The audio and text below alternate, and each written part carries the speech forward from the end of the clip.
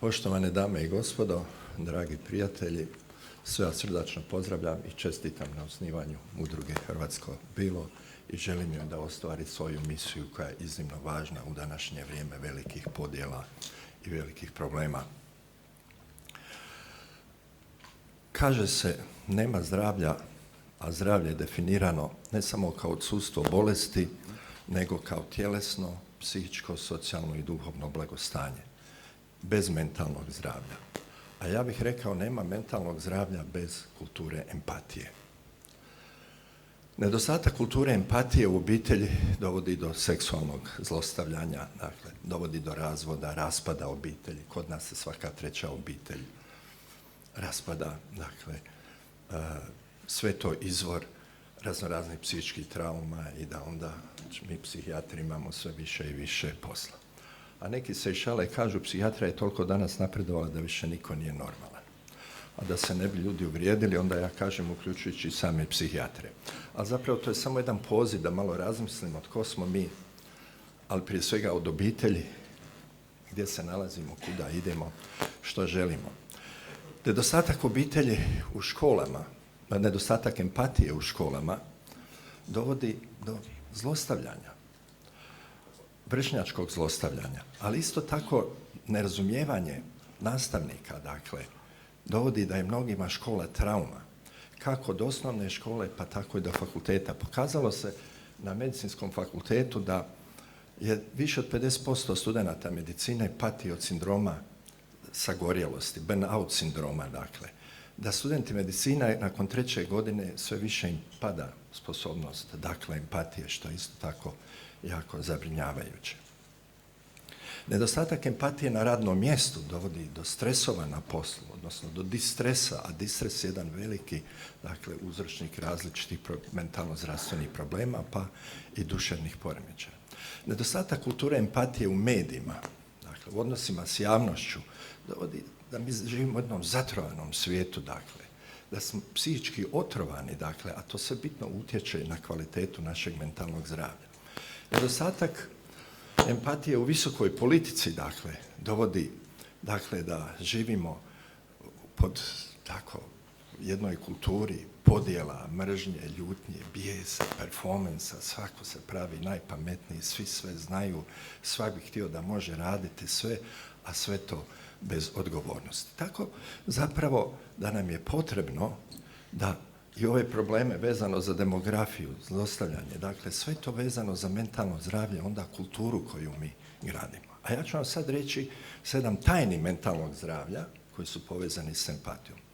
Ljubav, moć, sreća, sloboda, smisao, učenje, znanje ili mudrost i to sve primjena u praksi. Nedostatak ljubavi dovodi do mnogih duševnih poremećaja. Za depresiju kažu to je očajnički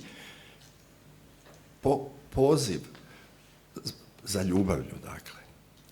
A ljubav je, dakle, sila koja nas pokreće, koja nam daje životnu energiju, dakle. I umijeće u životu i temelj mentalnog zdravlja je zapravo radi ono što voliš, voli ono što radiš, s ljudima koje voliš, za ljude koje voliš. Ali je bitno da to već od same obitelji prakticiramo. Moć znači sposobnost upravljanja sobom, procesima u sebi, ali i oko sebe, da činim dobro, ali ne egoistično dobro, nego da uvijek razmišljam o općem dobru. A kad to radim, kad koristim svoju moć iz ljubavi, onda je to uvijek za dobro, ali se može moć koristiti u egoistične svrhe, iz mržnje, iz raznih stvari. Sreća, dakle, vi znate da u američkom ustavu je sreća, dakle, ustavom zagarantirana. Dakle, mi često imamo ispitivanja sreće, pa mi u Hrvatskoj nešto ne stojimo baš dobro sa srećom. A nesretan čovjek, dakle, to je samo pitanje kad će postati duševno, kad će imati zdravstvene probleme. Dakle. Sloboda znači da možemo reći da dobru, a zlu ne. Međutim, danas mi sloboda bez odgovornosti, dakle, često poprima, ima ružne rezultate koji se odražavaju na mentalno zdravlje. Dakle. Ali kad imamo ljubavi, tada, dakle, i kaže se, ljubi i radi ono što god hoćeš. Kad radiš iz ljubavi, dakle, onda ne možeš činiti zlo. Smisao, koji je smisao našeg života, dakle? Čuli smo iz ovih prethodnih predavanja zapravo, dakle, vidite, nije danas smisao imati obitelj sa puno djece, dakle, nije smisao danas ljudima uživati u sreći drugih, dakle, nego use nase i poda se, nažalost, dakle. I jako je važno, dakle, smisao života je povezan sa pitanjem tko smo mi zapravo, zašto smo mi na ovom svijetu, koji su naši ciljevi. A to ide od onog individualnog pa do kolektivnog, dakle, to je vezano i za pitanje identiteta, dakle, kome mi pripadamo. A čini mi se u Hrvatskoj mi imamo jednu krizu identiteta, pa koja se odražava između ostalog i na demografskom planu, dakle, koja se počela je sa procesima detuđmanizacije, danas je prisutna kroz razne oblike dekroatizacije, pa čak i čistog antikroatizma, pa čak i od ljudi, dakle, koji upravljaju ovom državom. Sljedeće je znanje, dakle, sve se uči i znanje je moć, dakle, ali najviši oblik znanja je ljubav. I, dakle, potrebno je naučiti voljeti, naučiti biti slobodan, jer slobodan znači i biti ono što, i da mogu biti ono što uistinu jesam, da mogu ostvariti svoje, dakle, autentične potencijale, dakle. Potrebno je naučiti, dakle, biti moćan, naučiti biti slobodan, uživati, dakle, naučiti biti sretan, dakle. Znači, i kao najviši oblik mudrosti je to sve primijeniti, dakle, u praksi, dakle, živjeti ljubav, moć, sreću, slobodu, dakle, i smisao. Nadam se da će udruga Bilo prepoznati pravu vrijednost hrvatskog naroda. Svako od nas, dakle, u ostvarenju smisla svog života ima neko svoje poslanje, ali mi kao narod imamo poslanje. Svako od nas ima jedan životni skript po kojem živi, dakle, jednu životnu priču, dakle, ali mi kao narod, ako gledamo kroz povijest, imamo, dakle, svoje poslanje. Mi kao narod smo se dičili kulturom, naša braća Srbi su se dičili junaštvom, pa smo vidjeli kako je njihovo junaštvo dovelo do raznih zločina, a nekako i sa našom kulturom je nešto ponestalo. I zato je iznimno važno da prakticiramo kulturu empatije. A empatija znači biti sposoban ući u svijet onog drugog. Riječ dolazi iz grčkog empatos, ući, dakle, suosjećati s nekom osobom, ali ono pato znači osjećaj ili patnja, ali doživjeti njegovu patnju, dakle, i da pomognemo da ta patnja bude manja, da pomažemo jedni drugima, dakle, da živimo iz ljubavi, s ljubavlju, dakle, i da prakticiramo sreću, dakle. Da bi razumjeli empatiju, ima mnogo pojmova, svako to razumije na svoj način, dakle. Ja bi dodao još dva pojma. Simpatija. Simpatija je kada meni se nešto sviđa i onda ja kažem da je to dobro i podržavam takve osobe ako mi se sviđaju. Antipatija, ako mi je neko antipatičan, dakle, pa to odbacujem, a to može biti čak i neko dobro.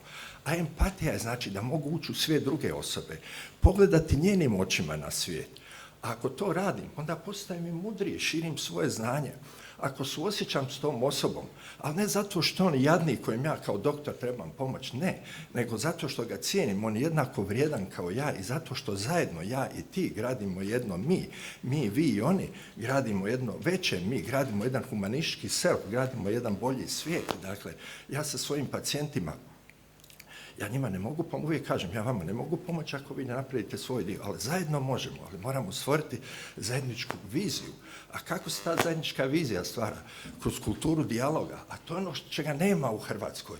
Mi imamo diskusije zapravo, a diskusija vam je kao u medicini, discussion je na engleskom, odnosno ide iz latinskog kao percussion, lupanje, oni lupaju jedni po drugima, vrijeđaju, pa pogledajte što se događa u Saboru, mi koji smo se dičili kulturom imamo vrlo jedan nekulturan Sabor, ali, dakle, potrebno je educirati, ne kritizirati, ja sad nikoga ne kritiziram, ovo o čemu ja govorim je samo poziv da gradimo kulturu empatije, onda ćemo imati više djece u obitelji, nećemo morati čekati politiku da nam oni, dakle, donesu neke zakone da bi mi to rješavali, onda će Slavonija se naseljavati, dakle, ljudi će shvatiti da danas život u prirodi, jer uz empatiju prema ljudima postoji empatija prema životu, bioempatija, dakle, danas se žive, mnogi bježe iz gradova u prirodu, danas Slavonija zove mnoge da pokrenu OPG-ove, dakle, prema tome, dakle, bitno je da podignemo jednu kulturu, a ta kultura prvo kreće iz obitelji. Nadam se, mi smo osnovali Hrvatski institut za istraživanje i edukaciju u mentalnom zdravlju, nadam se da ćemo u tome surađivati, uskoro trebamo krenuti i sa našim portalom Promente Empatika, koji je nastavak, pogledajte malo, možete naći, mi smo nekad s ovim ciljevima izdavali Promente Croatica, dakle, želeći probuditi hrvatski duh, dakle, u našem narodu, dakle, mi smo mnogi sanjali tu Hrvatsku, dakle, a danas se pitamo je li to, ali ne trebamo kukati, nego trebamo u sebi probuditi ono najbolje i kroz kulturu empatije graditi ne samo jednu bolju budućnost, nego već bolju sadašnjost.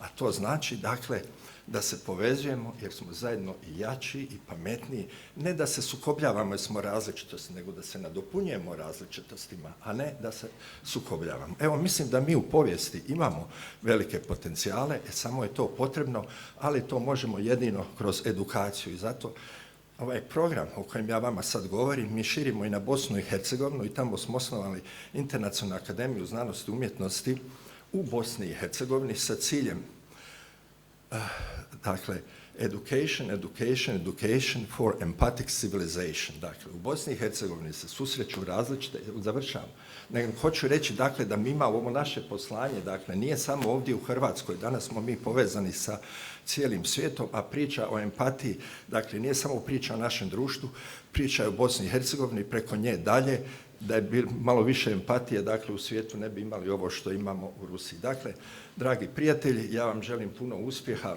u vašem radu i nadam se da ćemo uspješno svi surađivati. Zapravo ovo je poziv svim ljudima koji vole Hrvatsku, koji vole svoju domovinu, dakle, da grade kulturu empatije i time ćemo graditi svoju bolju sadašnjost i bolju budućnost. Hvala vam lijepo.